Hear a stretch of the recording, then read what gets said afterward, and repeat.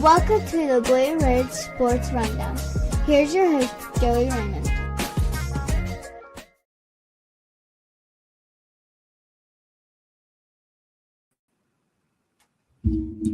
Welcome in to the Blue Ridge Sports Rundown in this new format, which I'm really excited for. It gives me a little bit more of an opportunity to kind of recap seasons and different things like that. And we're here with one of my favorite people in the sports realm in general, who I got to meet when he was a freshman at Virginia Tech, and now he's doing all sorts of craziness, including being the voice of the Salem Ridgejacks and your Roanoke Rail Yard Dawgs, Braden Schenck. Welcome to the show, Braden.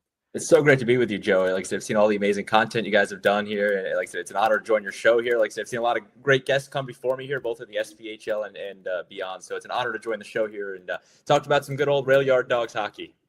Dude, I'm really excited about this because I don't normally get to just like chat sports because the other format is like digging into like who people are as like a person. And so like I don't get to actually like dive into the season. And obviously your guys' season, tough way for it to end. And honestly, I was heartbroken because I really thought that out of all the teams that I've seen since the last time the Dawgs won the cup, I felt like this one was built best to do so. But yeah, so you look at the result, 3-1, Evansville kind of took control, in a lot of the late games. What do you think kind of was the tipping point and why Evansville ultimately came away with the series win here? Yeah, I mean, again, it was tough, Joey, because to your point, it felt like this was the most well-rounded Rail Yard Dawgs team in the last couple of years. Dan Bremner kind of, completely cleaned house last offseason. We kept some guys with Austin Rotobush was back, Matt O'Day was back. So you kept kind of some of those mainstays in there, but you welcomed in a lot of big-time talent. Joe Widmar was a big-time addition to this team. Gabe Rosick stepping up down the stretch was a big-time get between the pipes. Then you add in some of those smaller pieces, guys like David Novotny, Matt Dorsey. You get some of the rookies that stepped up, Ryan Riefler, True Crow, a couple other guys across the board. So it felt like this was the most well-rounded Rail Yard Dawgs team, but they just ran into a buzzsaw with the Evansville Thunderbolts, a team that's a defending champion in the SPHL. You talked about the 3-1 and the series loss. Special teams played such a key part in that. Roanoke, they struggled in the first round against Birmingham to convert on the power play, 0 for 9 on the man advantage. Now, luckily for Roanoke, they had such a good offense that they could still outscore the Birmingham Bulls 13-1 in that first round. So the Dawgs just absolutely ran through Birmingham. But then you run into the second round and an Evansville team that had the best PK in the entire SPHL during the regular season. So you knew scoring on the power play was going to be tough, and Evansville just found a way to get it done on the power play for them. So special teams was so big in that semifinal series. And then you even look at game 3, for example, you're all tied going into the Ford Center last week in Evansville, Indiana, 1-1 with 3 minutes left to go, and then 2 late penalties against the Dawgs give a 5-on-3 advantage to Evansville. They strike for that big goal. They get 2 more empty netters. The final score was 4-1, although that does not reflect that game by any means. But that was kind of the tipping point, I think, of the series was there's 2 late penalties in the final 3 minutes to give Evansville the 5-on-3 advantage, and then they slammed the hammer and converted on the power play. So, again, it was a hard-fought series. Roanoke, they left it all on the ice in the 4 games and really in the 60-plus they played this season. Disappointing result. Obviously, Roanoke wanted to hoist the President's Cup, bring home a banner back to Berglund Center, but it's a tough league to win in. The SPHL is such a competitive league, and 9 teams are going to lose. Only 1 team is going to win. It just wasn't Roanoke's year, but again, it was a great year of Rail Yard Dawgs hockey. They left it all on the ice, and they just fell a tad short of their end goal. Now, slight ADHD tangent. Peoria and Evansville in the final. Do you have any prediction on that, or? Like I said, it's tough because, you look at those 2 teams. It's, last year it was Knoxville and Evansville in the finals. And if Knoxville could have found a way to win game 5 against Peoria, then you would have had a rematch in that championship there. So Knoxville, they left it all out on the ice against Peoria, but it 1-0 in that final game 5 between the Rivermen and the Ice Bears. Talk about, leaving it all on the ice and playing a hard-fought 60 minutes. 1-0 was the final score in game 5 of that semifinal. So it was 2 great semifinal series. I think Evansville's a tad better. Peoria just had the better regular season, but you look at the Rivermen, they kind of stacked their wins early in the first half. They were the best team in the league probably up until December. Evansville just feels like under, 6th-year head coach Jeff Best, they just have such a big physical team. They have 7 rookies on it, but Joey, they also have 6 guys over 6'4". I mean, just a ton of size, a ton Yeah. of Evansville team, and they kind of showed it against Roanoke. I think that the Dogs had to adjust a little bit after the game one loss. That hey, this team is no brush over. They're a very good team. The Dogs were favored as a 3-4. They were the 3 seed in the 3-4 matchup, but Evansville was a very good team. So if I had to pick it, I think I'm liking the Thunderbolts' chance to go back to back in the President's Cup Finals. Yeah, I'm kind of with you on that because, like, even, and this kind of good segue to get back on track, but, like, Evansville is huge. Like, they, I was looking at the roster for game one. I was like, dude, there's only 2 5s on this roster, and they're both 5'11". Yeah. And it's really hard, to score on a team that's that big in general because they clog up the holes with just their body mass alone. Yeah, and so then, obviously game one really doesn't go the Dogs' way. I mean, 0 for 10 on the power play, and then all of 3 Evansville's goals comes, via the man advantage. And so, for me, that was a big storyline. How much do you think, that played into ultimately what became the result?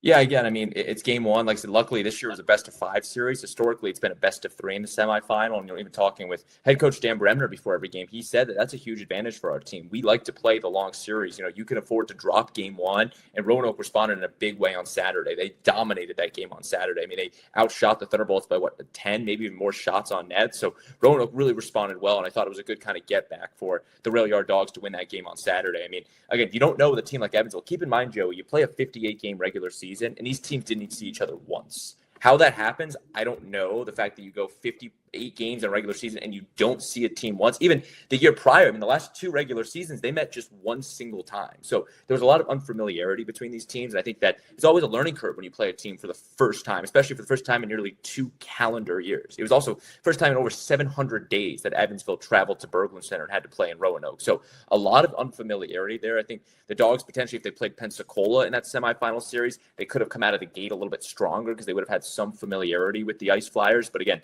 game one, I think, was just a learning curve of an experience, getting to know Evansville, their style. And I thought that they made a ton of really great adjustments heading into game 2 of the series and ended up beating Evansville on that Saturday night to split the pair in Roanoke and go back to the Ford Center in Evansville with the series tied. So I thought, the section in Roanoke, I thought Roanoke handled it pretty solid. I mean, you lose game 1, then you come back and win game 2. And then, you go to game 3 in Evansville. First time in, 2 years that you're in Evansville having to play in front of those home fans. And again, it was a very good game Wednesday night, 1-1 until the final 3 minutes. And then things just kind of didn't go the Dogs' ways in the final 3 minutes of that game 3. So do you think it's just like a, coach familiarity with a players thing in terms of how Evansville was able to just dominate in the third period the entire series? It's like, I don't know what it is with Evansville, and it wasn't just with us. I mean, you even look back to their first round, the series they played against Pensacola. Joey, in game 3, winner take all game 3, they trailed 1-0 going into the third period. Pensacola scored some early goals. I think they were down 3-0 at one point late in that third period. What does Evansville do? They rattle off 3 unanswered goals, tie it up, go to overtime. Isaac Chapman got the game winner. Something about this third period Evansville team. I mean, entering, I think it was game 4 of the series on Thursday night, they scored 10 goals against us, 8 of which were in the third period alone. Evansville just for some magical way found a way to finish the job. And I kept saying on the broadcast Thursday night, I'm like, you got to go into the third period with a lead on Thursday night. You cannot have this thing be close. And unfortunately, they couldn't do that. But, the third period, I don't know what it's about. I mean, keep in mind, it's an Evansville team, Joey, that they went 0 for 19 in the regular season when they were trailing after 2 periods. And somehow game 3, the semifinal, they go out, trailed 1-0. They scored 3 goals in the third period, the overtime winner to go to the semifinal. Even, you look back to game 1 of the series, they scored a couple late goals. Game 2, a great example. They trailed 3-1. They got 2 early goals to tie it up at 3-3. Luckily, the Dogs got the game winner from Noah Finstrom. But yeah, I don't really know how you explain the anomaly that's known as the third period Thunderbolts. It's just something about that team and closing out the games worked for them. And it didn't work for the entire regular season, which was kind of odd. And I think that was a tough aspect that Roanoke had to overcome, especially the fact when you battle the special teams and that not going your way early in the postseason, then you throw on a very potent offense in the third period. I think it was just a lot for the Dogs to try to kind of catch up on. I will say, I know you're not there for the post-game press conference, but in game 2, my favorite moment in that press conference was when Bremner made a joke about how in typical Dawgs fashion, they give up the lead to then win the game. And I was like, that's a iconic Dan Bremner quote. So let's pan out and take a look at the season as a whole. How would you describe this team, like, in terms of, identity and overall just kind of, what this team, kind of meant as far as like, this year and what it meant to this, I don't really know where I'm going with that question, honestly, but yeah, just overall, like what were your overall impressions of this team? Again, I think it starts a new era of hockey in Roanoke. I mean, we talked about it. You look at the end of what was that, the 2024-25 season. You get guys like Nick Ford goes to play overseas. Mac Jansen goes to Binghamton to play in the FPHL for the Binghamton Black Bears. You kind of a new core in Roanoke. Matt O'Day's named captain. Joe Widmark comes in. Tim Manning promoted to an alternate captain. You get Austin Rodebush back in net, which is huge. So I think this kind of started a new era of hockey in Roanoke. And it was a little bit of a struggle to start the year, if we're being honest. This was a team that didn't look great through their first 2 months. I think they were sitting in sixth place by the Thanksgiving break. So it was a team that struggled their first 20 games or so. And I think they were trying to find that identity. And it's tough when you get a whole new core of guys in there, guys that, never played with each other before. A lot of rookies that are still kind of coming into the league. So I think that was definitely the big adjustment for Roanoke, is learning their style, learning their teammates, how they gel well together. And once they found that, I would say really kind of late December, but it really kind of ticked. You look middle of February, kind of right around Valentine's Day. You bring in Fayetteville. Pretty sure, I want to say they got swept, or they at least split the pair with Fayetteville. Then they go on the road and they play that school day game at Fayetteville. And that started a stretch for them where I think they picked up points in 7 out of 10 or something. At one point, they were on an 8-game point streak. From the middle of February down the rest of the stretch, I mean, this was a team that was on fire, Joey. You looked at their last 21 games, and I think they only lost 3 or 4 in regulation of their last 21, including the postseason. So I think Roanoke found the way to make it work down the stretch. And again, they gelled together. They found their way. Then the identity of this team, I think, it was a hard-hitting team. You get guys like Andrew Stacy, Caden Pattison down the stretch, guys that have bodies, not afraid to drop the gloves, play with that physicality, and the traditional style of Roanoke hockey, crashing the net, putting the puck on net. A Dawgs team that, was top 3 in the league in shots on net, because they would just send every shot possible on the net. And you tip one in, and that's how you get the high-scoring offense. A team that averaged over 3 goals per game, which led the SPHL in the regular season. 13 goals in a first-round series, Joey, is no kind of joke. I mean, this team was legit on the offense. So I think the offense has never looked better for a Dan Bremner coach Rail Yard Dawgs team, but it started with the physicality, turning the puck over, getting good quality shots off, and just making the most of it. And again, it came with a learning curve. I mean, I think if you asked any Rail Yard Dawgs fan in the middle of November where this team was going, I don't think people would say, yeah, we're going to the semifinals here. We're going to have all these rookies that step up. Joe Widmar is going to put together an MVP season. Matt O'Day, a defenseman of the year type season. So I definitely think it was a great kind of, overarching season for the Dawgs, where they experienced all the ebbs and flows of a long SPHL season. And like I said, I think it was a great run they had in the postseason. Obviously, it's a little bit bitter that they don't finish with the championship, but I think where the team was, 2 months into the season to get to where they were, 3rd place in the regular season, they were even in contention for a 2nd place, getting into the last 2 games of the season, potentially a number 2 seed. It was a team that left it all on the ice really the back half of the season. Well, and I think that, at least for me, that's part of like what or where my disappointment came in at, is because, in my opinion, they were the hottest team going into the playoffs. I mean, you sweep Peoria before you even go into the playoffs, and then you go into playing the Birmingham series, and you just absolutely slaughter them, and that's a good team too. And so I think for them to just hit Evansville and to just kind of fall apart, I don't know if that's really the verbiage I want to use, but, in essence, that's what happened. I think, at least for me, that's where the disappointment came from. And I think, a lot of fans maybe share in that sentiment. Yeah, I mean, like I said, it's one of those things where, to your point, they were playing the hottest hockey in the SPHL heading into the postseason. That sweep of Peoria, just to put that into context, Roanoke had never swept Peoria before in a weekend, home or away. A lot of people were talking about, you're going to Carver Arena. It's a tough place to play. You've never swept at Carver. They've never swept Peoria, period. That was a series that was dominated by the Riverbend. You take on Peoria, 1st place in the SPHL, best home record, best defense in the league, and you go in there and you win game 1, dramatic fashion, game 2, even more dramatic fashion, a Gustav Mueller game winner in overtime. Keep in mind, Dan Bremner pulled the goalie in overtime, 3-on-3, and you pull the goalie. remarkable strategy, and it paid off for Roanoke. That was just the type of series it was for the Dawgs. And Dan Bremner, former Peoria Riverman, so he knows that place very well. And I think that it was extra special for him to go in there and tack on some wins against his old former head coach and John Guy Trudell. So that was a great way to end out the regular season. Then to your point, you go on the road to Birmingham and you just absolutely put it on the Bulls, and 7-1 in that first game of the semifinal. You return home to Berglund Center in the second game, 6-0. Like, the offense was just rolling, and Austin Rodebush was just on a generational run, what felt like the last 10 games of the regular season, first 2 games of the postseason as well. And then, like I said, you just meet an Evansville team. I mean, I don't know if it was so much of Roanoke falling apart, of just a couple small errors that Evansville capitalized every single time. That was the big thing when you look at Birmingham, that the Dawgs gave the Bulls a ton of opportunities. Roanoke went 0 for 9 on the power play in the first 2 games of that first round series, but Birmingham couldn't convert on the really any advantage they had. I mean, they had a couple penalties go against Roanoke, but Birmingham couldn't convert. So I think, that was the biggest thing, is Evansville made Roanoke pay for every single mistake that they made. So I don't know if it was as much as Roanoke kind of, falling apart, or Evansville capitalizing on every single opportunity that they had. There wasn't a single missed opportunity that Evansville had. I mean, you look at all the big time games, you circle all the big moments in those games, and every single one of them, before it happened, Evansville got a goal out of it. It really kind of turned the series on its head. Yeah, and I think that's probably worded better than obviously what I was intending. And so for that, one of the takeaways that I had was, it seemed to me at least that Evansville, like, their strategy going into that series was like, we're going to get Roanoke in the box. Like, we're going to do anything and everything to annoy them, to pester them, to bait them into making, a mistake, or to frustrate them, and to kind of get them to play a mucked up version of hockey.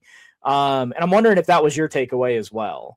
Yeah, 100%. I mean, like I said, your traditional rivalries, Fayetteville, Knoxville, even Birmingham, when those teams play, there's a lot of bad blood. But at least for me, seeing Evansville for the first time, as the interim play-by-play broadcaster, there was a ton of bad blood from game 1 of that series. And I kept saying on the broadcast, I'm like, keep in mind, these teams haven't played in over, basically 2 calendar years. And the fact that they already had bad blood, I think that's a great way to put it. Evansville was trying to, kind of cause some of that commotion, aggravate Roanoke a little bit. And obviously, the Dawgs made some costly penalties. There wasn't any fights that broke out, but there was a lot of scrums after whistles, especially in game 1 and 2, I thought. Go to Evansville, there's not as much, but it felt like game 1, after every single whistle, there would be 3 or 4 guys all barking at each other, and a scrum breaking out. And like I said, for me, and my point of view, I'm like, these are teams that haven't seen each other all year. How could you have this much bad blood after you've gone a year and a half without seeing each other? It's not like a Fayetteville or Knoxville. You see them once every other week, it felt like. I mean, when you play a team 15 times in the regular season, you're going to have a lot of bad blood. But when you hadn't seen a team in a year and a half, I did find that odd. And then, all kind of, played into a full storyline, full narrative for Evansville, the fact that they were getting Roanoke to take some of those penalties. They wanted to play that aggressive game. And then the other thing for Evansville, Joey, I mean, they were accustomed to playing the low-scoring hockey games. I mean, one of the best defenses in the SPHL. They were very comfortable in playing those low-scoring 1-0 games. Christian Stead, their goaltender, did not break under pressure. That's the tough part. You got so many bodies, so many skaters that were so big and physical, and then you get a goaltender that just stood on his head. Christian Stead in his first year with Evansville, he faced the Dawgs with 13, 14 times prior with Knoxville, but he just had an amazing postseason in that series, and it's tough when Roanoke was just ripping shot after shot. I mean, you look at game 3, Roanoke outshot the Thunderbolts. I mean, granted, at the end kind of, fluctuated a little bit, but at one point they were up by 15 shots late in the third period, but Christian Stead just could not broke it. And he made some insane saves, like absolutely insane saves. Oh, they were crazy. And again, that's what I mean. Like, Roanoke was trying to capitalize on opportunities, but Evansville just would not break. So that's why, I think it's one of those things where, Evansville, I think, was just a buzzsaw of a team. I mean, I don't know how they ended up as a 4 seed in this year's postseason. I mean, they are a very solid team. There's a reason they won the Cup last year, and they returned, I think it was 52% of their roster from last year's President's Cup champions team returned this season. Obviously, you lose both goaltenders, but Christian Stead is actually a very experienced guy. You get back in net, former Knoxville Ice Bear turned to the Evansville Thunderbolts. So they actually just got better from the offseason, I thought. And, they looked very solid, very fundamentally strong. And like I said, Roanoke, if they were to play Evansville, I think in the regular season, I think that series could have gone a little bit different in the playoffs. The fact that you would have some familiarity, you would know their style of play. You wouldn't be learning in game 1 of the semifinals how they played. And, you can watch as much film as you want, Joey, but actually seeing it for the first time, being able to interact and react is just so crucial. I mean, how many times would the Dawgs lose a game 1 to a team in the regular season and then sweep them the rest of the way? Like, it just happens. Going to be some odd games in a series. So I think it actually went against the Dawgs that they had to play Evansville in that semifinal and not Pensacola. Because if you play Pensacola, that's a team every year. And it's a team that their style, how they kind of, work their systems and their operations. But then you got to learn an Evansville team that you've played the least amount of any team in the SPHL the last 2 seasons. Right. Switching back to, this team itself, let's break it down, with some of the big accolades. I mean, Matt O'Day, Defenseman of the Year, led the league as far as defensemen anyways, in goals, points, and power play assists. Like, what do you think his contributions meant to this year's squad and what they were able to do? They were so big, Joey. I mean, he's the captain, for crying out loud here. He was promoted to the captain role in the offseason. He led by example. I mean, when you talk about a guy that knows the rule book in and out, it is literally Matt O'Day. He reads that book for fun. I think that the hockey rule book and the SPHL rule book, there's a reason that he was always chatting with the referees anytime something happened. He led by example on the ice. He knew the game in and out. He was such a stable force on that defense. The fact that he was always slotted into that top line of the defense, starting every game, because he's got the most veteran experience there, but he also just knows the game at such a high level. And it's so great to see him see those results this year. I mean, you look at even some of the all-time greats to play for Roanoke. Brendan Pepe comes to mind. He won Defenseman of the Year, 2 years ago? So there's been a lot of great defensemen to come through Roanoke, and it's so cool to see Matty get kind of his flowers and the recognition that he has deserved over his long career with the Rail Yard Dawgs. So I think having that veteran leadership is back, and now with the C on his chest, I think was even more important. So he had a great season, and like I said, he really kind of was a catalyst of what Roanoke was able to do, and a team that was very young at the end. I mean, you look at the final product of what Roanoke had, a lot of rookies, a lot of guys in their first year with the Dawgs, a lot of guys around the SBHL coming to Roanoke. So to have that stable force in Matt O'Day on the skating front, and then Austin Rotobush in net, having those 2 veterans was just exponential for this team this year. Yeah, and after my interview with Matt, I had a lengthy one-on-one with him in my other show, and like the one takeaway that I had was that dude's going to be a coach one day. Yes. You're absolutely right. He knows that rule book, better than, he probably knows, his own self for real. Yes. Moving on to Joe Winmar, was named before we started filming. We got the announcement that he was named MVP. One of the most insane seasons I've ever seen from any SPHL player. From my perspective, broke a franchise single season record in points, led the team in points and assists, and, hands down was one of the most productive players in the SPHL. What were your takeaways of Joe Winmar this year? It was fun to watch him play, Joey. I mean, it felt like every night he was going to do something special. And like I said, especially as he started chasing those records down the stretch, most points in a single season, most assists in a single season, even most goals in a single season, which he didn't break, but it was still fun to watch him. That's the fun thing. I was joking with somebody, these records are often broken by a guy that does one of those things very well. I mean, obviously the points record broken by Nick Ford, who can score just out of his mind, and the assist record by a guy that just gets assists. It's odd to see a guy like Joe Winmar that he broke the points record before the assists or even got close to the goals record because he did both at such a high level. I mean, when you have 77 points and 50 of them are assists, and you got actually I think 50 and just about 30, 28 goals is what he finished the season with. That's remarkable. The fact that he was top 3 in the SBHL in goals, assists, and points. Pure domination for Joe Winmar. The MVP, recognition, while they just announced it, there is no surprise by anybody in the league. I mean, this guy deserved it. He was the best player in the league. 77 points, leading the league, led the league in assists with 49. 28 goals, I think finished 3rd in the league, was up there, but a guy that could just do all of that at such a high level. And, you talk about what was one of the best gets for Roanoke this offseason. Joe Winmar might be up there, a guy that had a very long career with Peoria, a guy that's been around in this league for a while, but just to put up the numbers he had this season with this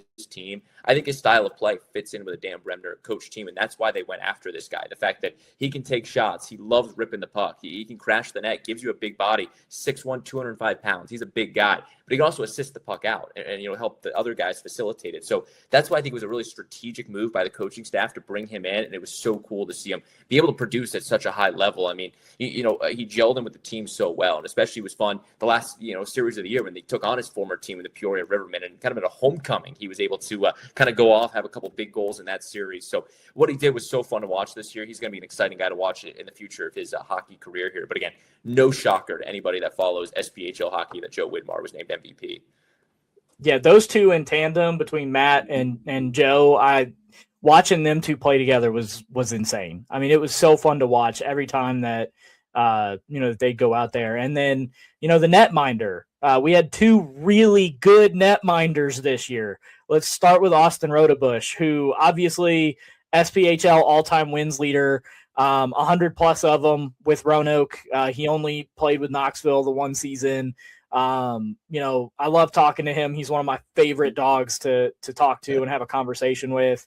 And he told me at the beginning of this year that this was probably it.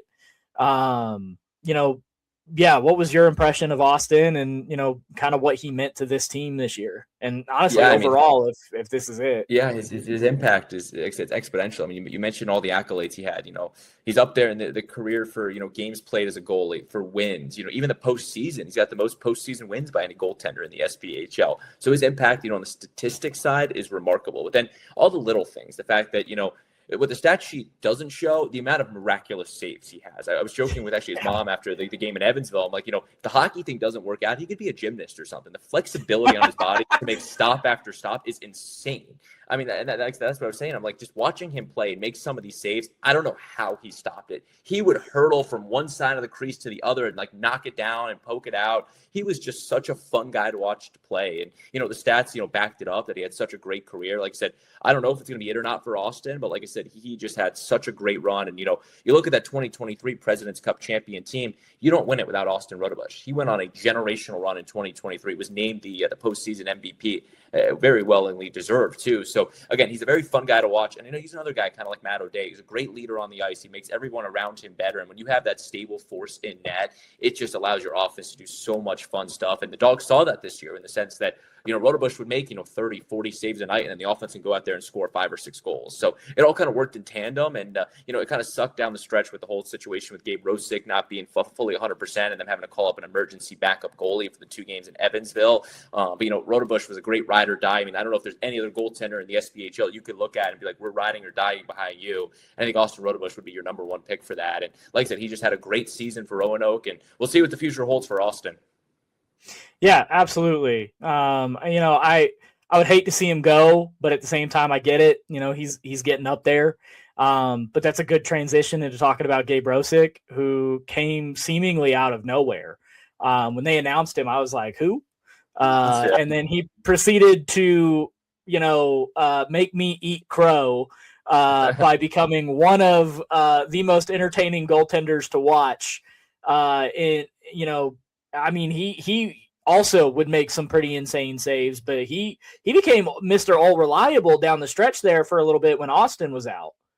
Yeah, I mean, like I said, to your point, a guy from, Concordia University out in Wisconsin. Not many people knew much about him. He was this young goaltender, out from Michigan, came from a hockey background. And, the best part with him is they called him up when Brody Clays was a little banged up. He was on the IR, so they just needed a guy, hey, let's try him out. And talk about a guy that came in and made the most of the opportunity. Nothing was given to Gabe Rosick. He had to earn every single opportunity. Everything that he had in this league was earned. I mean, when you look at the definition of making the most of an opportunity, that was Gabe Rosick with the Roanoke Rail Yard Dawgs. And he went on, had a great kind of temporary stay, then they actually had to make a tough decision. I mean, you look at what is potentially the toughest decision the Dawgs had to make on the roster moves this year. I think it was Gabe Rosick making him a full-time backup goalie, and basically releasing Brody Clays, who's been with the organization for the last couple of years. So that I think was a big-time move. But, keeping Rosick on the roster, letting him kind of start, every other night with Austin Rodebush during the regular season, to your point, made a ton of just amazing saves. It felt like he was just so reliable and that it's such a good mind for the game of hockey. And even, go back, what was that, game 2 of the postseason when Austin Rodebush allows those game 2 of the semifinals, I should say, when Austin Rodebush lets in those 2 goals to start the third period. It's a 3-3 game.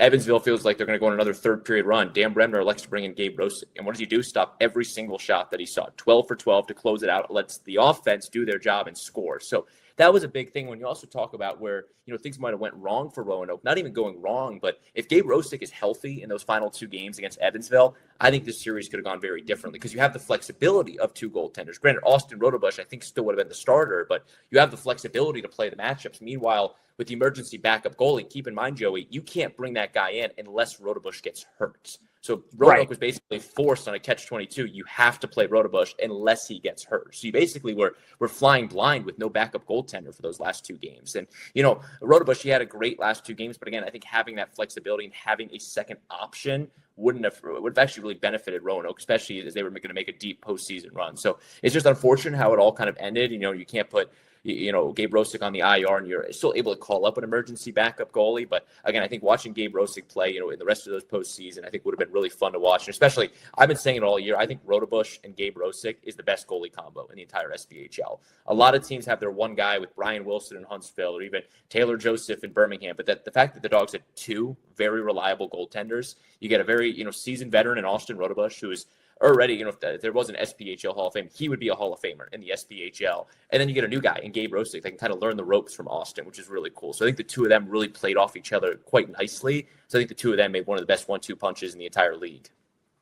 Yeah, well, I mean, you're sitting there looking at 2 starters. I mean, it was just crazy. I mean, because both of them, you put Gabe Rosick on any other team and he's a starter. Yeah, and so it was just pretty crazy that Roanoke found lightning in a bottle there with Gabe and was able to just, have 2 starting goaltenders, which was, that's something that you hold on to tight. Yes.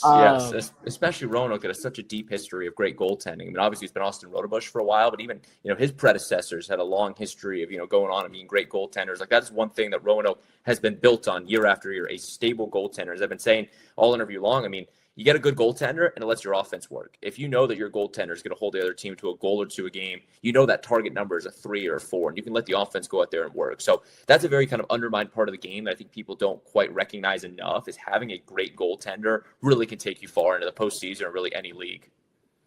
Yeah, I mean, no, I say this, and I don't mean to offend anyone at all, but if we were to keep any of the rooks, I want it to be Gabe. Like, if I have to pick one, which I hope we keep all, but if I have to pick one, I hope it's Gabe. I just feel like he's too reliable of a goalie to let get out of your clutches if you're Roanoke.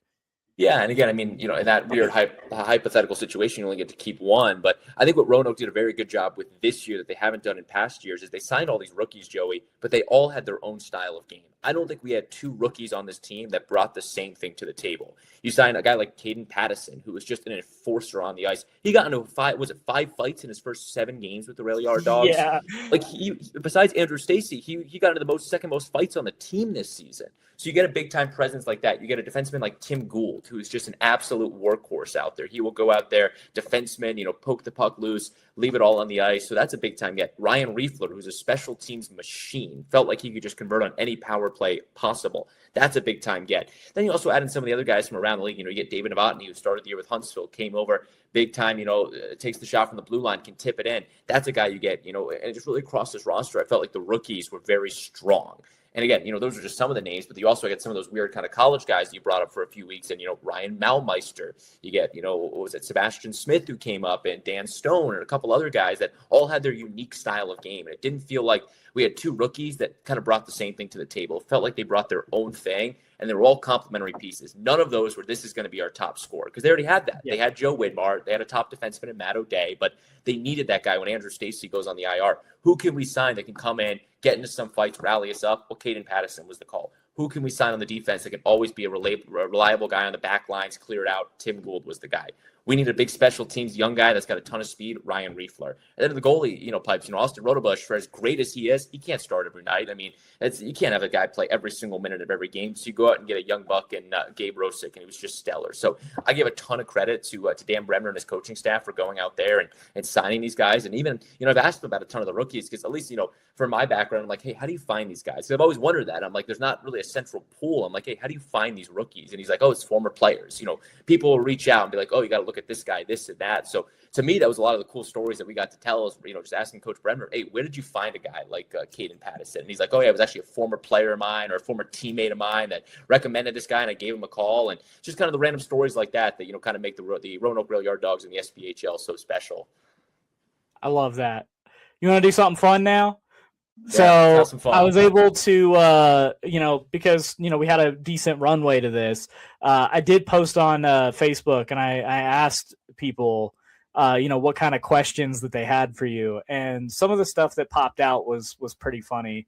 One of your interns, Joey Kirby, he asked, what type of improvements did you notice bringing on media relations intern Joey Kirby to do color near the end of the season and into the postseason? Well, first of all, I just want to say that is a fantastic question by media relations intern Joey Kirby. I mean, you look at, what he adds to the team. I mean, it's the same thing, when LeBron James takes the court or Wayne Gretzky joins the ice there. You just get that sort of presence out there when Joey Kirby joins the broadcast there. I could go on and on, but Joey was great. It's one of those cool things that, with the Roanoke Rail Yard Dogs is they're so reliant on, teaching kind of the next people to sports industry and getting those internships in there. Like, that's how I started as an intern. And, really across the board from game day operations to sales, merchandise, they really rely on the interns. So for me, it was a great opportunity. Joey was fantastic at his job. Fans saw, his content all over the place on social media, vertical videos, and the broadcast was really cool to bring him on. So, it really kind of started as an internship, and he kind of moved his way into that color commentary role. But to answer the question that the great question from Joey Kirby, he added so much to the broadcast. It helps me that I don't have to talk for 3 hours by myself, kind of trying to get into a conversation with myself. But you get a guy like Joey who understands it at the collegiate hockey ranks. He's played the sport his entire life. So he hasn't stepped foot on the ice for an SVHL game, but he's been a lifelong fan of the team. So he knows a lot of the history and the origins from the team. I mean, coming from a guy that, was born and raised in Connecticut, just kind of came to college 3 years ago at Virginia Tech. I'm still somewhat new to the Rail Yard Dogs. Take it from a fan that's been around since the team's inception 10 years ago. So I think he brought so much history and context to this team. He also had kind of that fan perspective to it. I mean,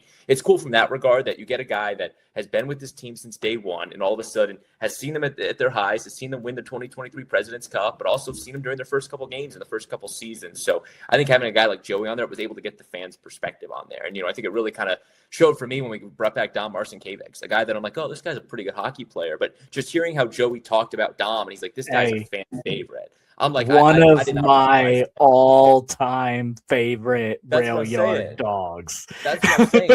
but for me, I'm like, I look at the stats, I look at the history. I'm like, oh, here's a guy that won the cup. He's very good. He's a good piece. But Joey's like, no, you don't understand. This guy is royalty in Roanoke, Virginia here. So I think getting that sort of perspective from a local guy that, has been around this team since day one, he kind of got the fans' opinion on there. I think a lot of fans really enjoyed to hear from him because in a way they had the same kind of, feelings and beliefs that he would share on the broadcast.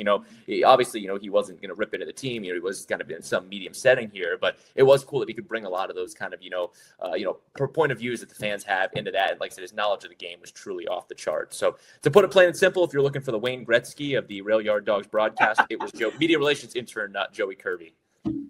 Now, a friend of both of ours, Jacob Murphy, the play-by-play guy for the Huntsville Havoc, he wanted to know the differences in calling hockey and basketball and baseball and how your experience transitioning to hockey has been.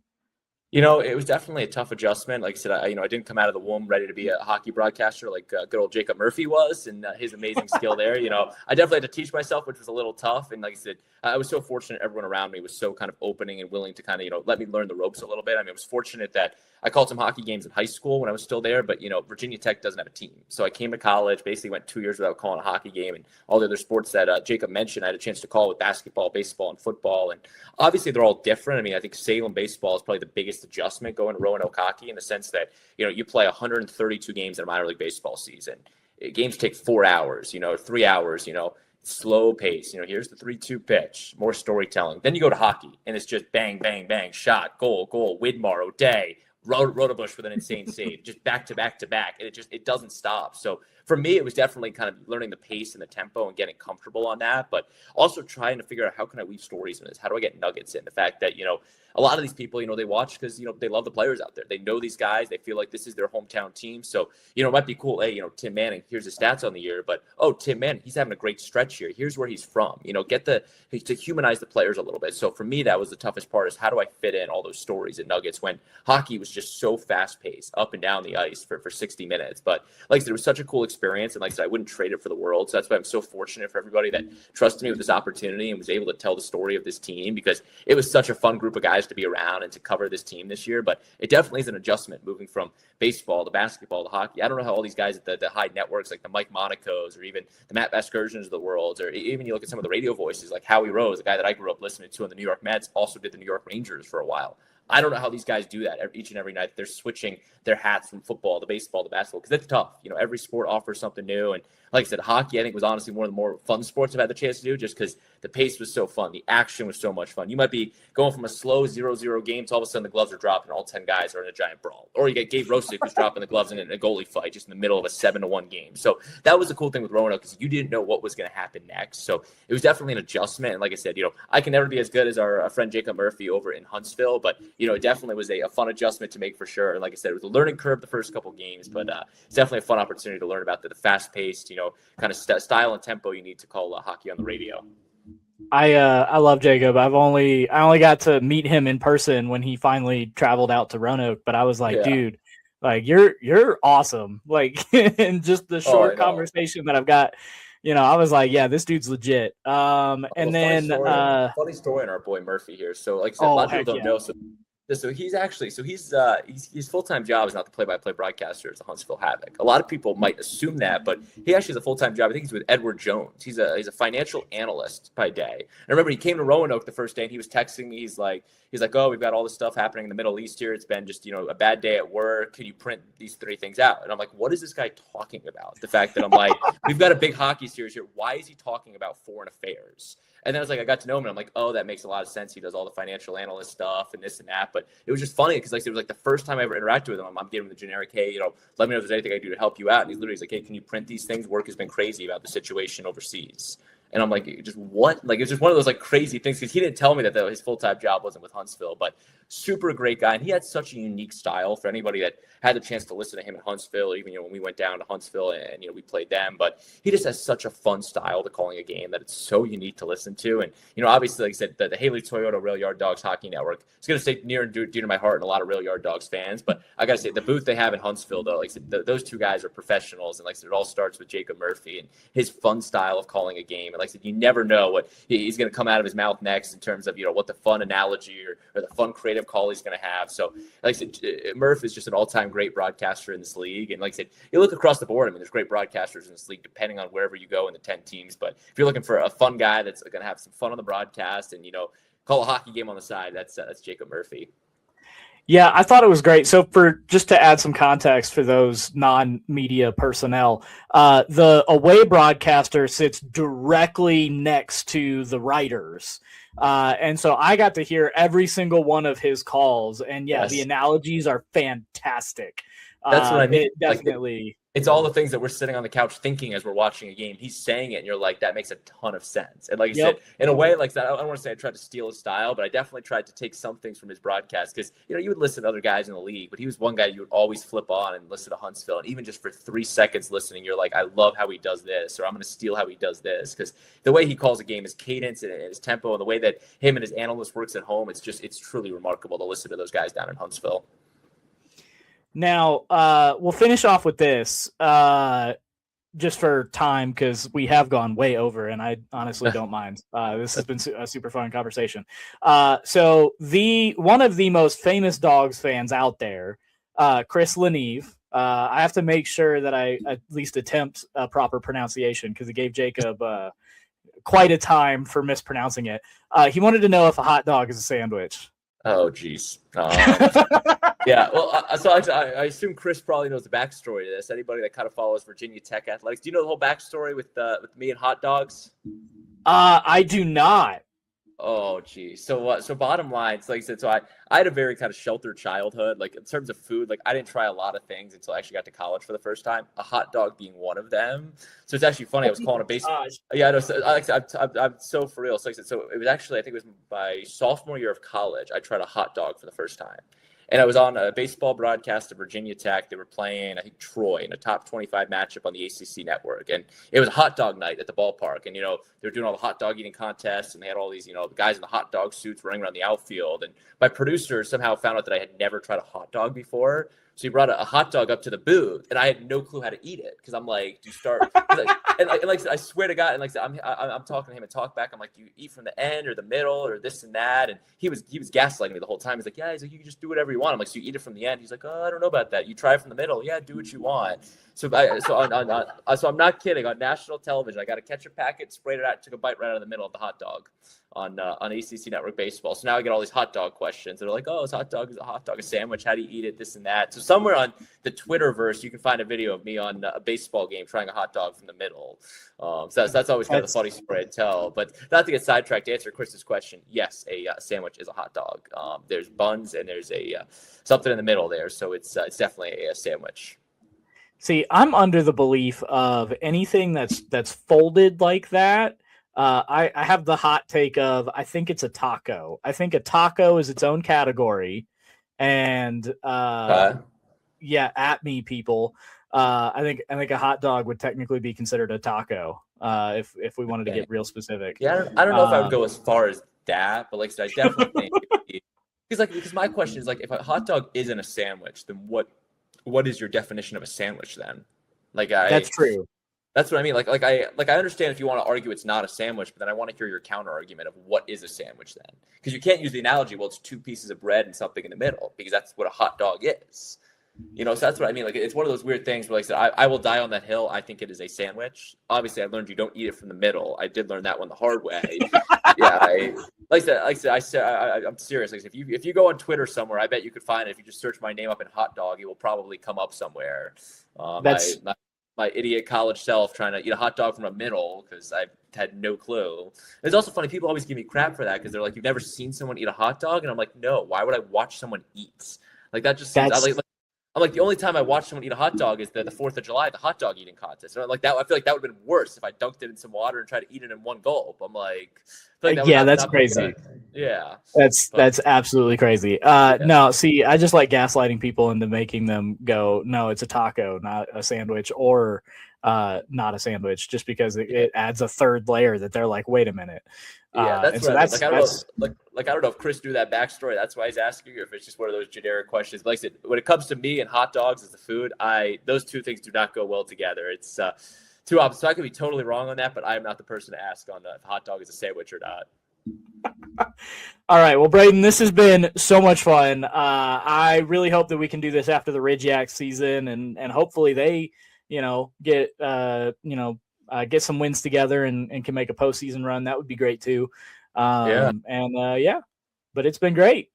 Yeah, it's been fun, Joey. Like I said, appreciate all your coverage of the Rail Yard Dogs this season. Like I said, you guys have been pumping out amazing content from the first game of the season all the way to the final game in Evansville. And like I said, even for me, it's fun reading all your stories and learning some things here or there along the way. So like I said, appreciate you guys and all you do at Legacy Maker Sports for covering the Dogs night in and night out. I mean, you guys are such a key component of what we do in Roanoke, and we would not be able to do what we do for as long as they've been able to do it without the local media coming out and supporting them each and every night. So big thank you goes to you, Joey. Like I said, I'm just here, talking about Rail Yard Dogs and hot dogs, but like I said, you're truly the brains behind it all. So thank you guys for coming out and supporting Roanoke each and every night. Hey, my ego will take it. It does not. I do not forget the very lucky position that I am in. Not everyone gets to do this every day, and it doesn't get lost on me how lucky I am. But yeah, for Braden and for my producer Darrell in the background, we wish everybody the best of weeks, days, months, and years ahead. I hope you guys have the best, and I can't wait for another Rail Yard Dog season.